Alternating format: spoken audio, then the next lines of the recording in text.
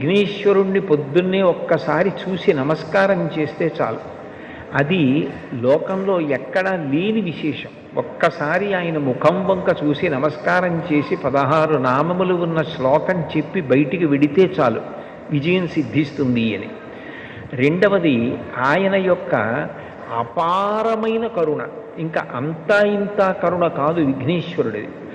ఆయన క్షమించినంత తొందరగా ఎవ్వరూ క్షమించరు. మీరు చూడండి, అందరికన్నా ఎక్కువగా మరిచిపోయే లక్షణం ఎవరికి ఉంటుంది అంటే పిల్లల యందు ఉంటుంది. మీరు పిల్లలు అనేటప్పటికీ ఒక విషయం జ్ఞాపకానికి తెచ్చుకోవచ్చు.